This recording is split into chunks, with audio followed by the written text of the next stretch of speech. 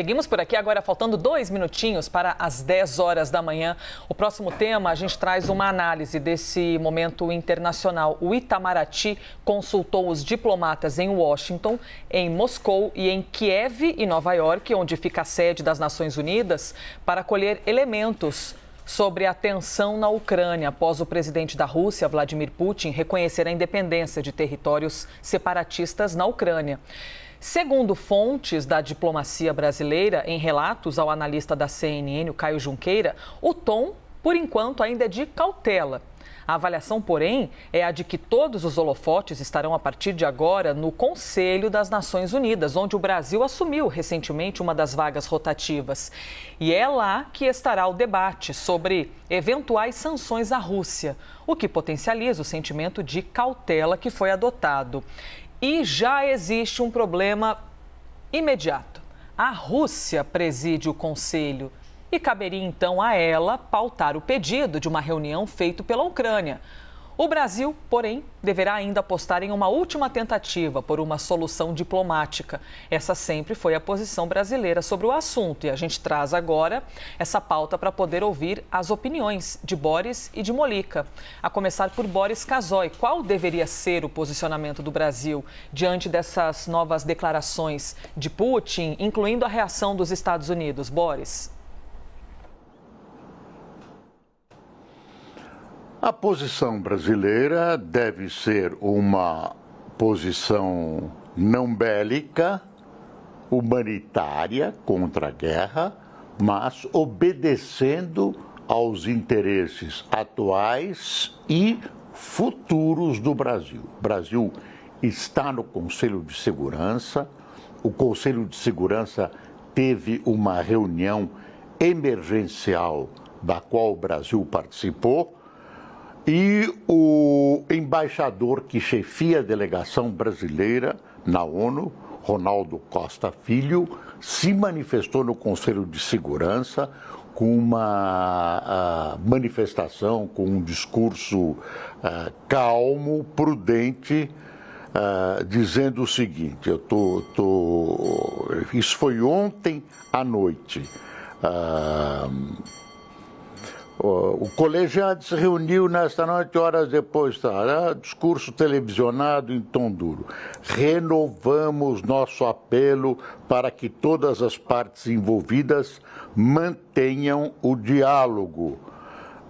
Um inescapável primeiro objetivo é um cessar-fogo imediato, com uma desmobilização das tropas e equipamentos militares em solo.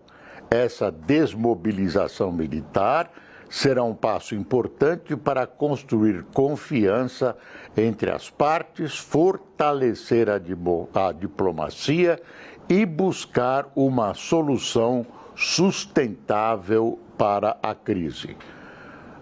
Ele também defendeu as leis internacionais, defendeu os princípios da defesa da integridade territorial dos países membros da ONU, enfim, mas evitou diplomaticamente atacar a Rússia. Falou em princípios gerais, por uma pacificação dos espíritos, por uma deposição de armas, quer dizer, uma posição muito cautelosa nesse início. O Brasil está numa posição delicada, porque não é um membro permanente, só as 5 grandes potências são permanentes, mas o Brasil faz parte do Conselho. O Brasil apoiou a reivindicação da Ucrânia dessa reunião. Apoiou, a Rússia acabou cedendo, então houve a reunião e houve essa manifestação.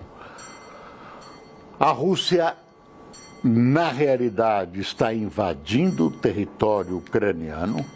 O discurso de Putin, extremamente agressivo, não reconheceu a Ucrânia como país, reconheceu sim que a Ucrânia historicamente tem suas raízes cravadas na Rússia. A Rússia já realizou invasões semelhantes, uma invasão semelhante na Geórgia. O videotape, essa invasão agora é um videotape da invasão da Rússia na Geórgia. A Rússia quer restabelecer o antigo Império Russo, que foi de alguma maneira reproduzido pela União Soviética.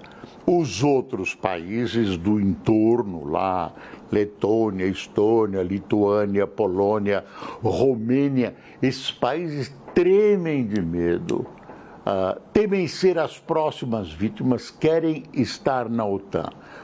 Em determinado momento, o Brasil pode ser colocado, eu acho que vai ser colocado, numa posição, de acordo com a evolução dos fatos, de ter que se definir. Aí, a impressão pessoal que eu tenho é que o país deva se definir pelas democracias ocidentais, ao lado de França, Inglaterra, Estados Unidos, Alemanha, e não se manter ao lado de uma ditadura invasora que é a Rússia. É isso, Elisa.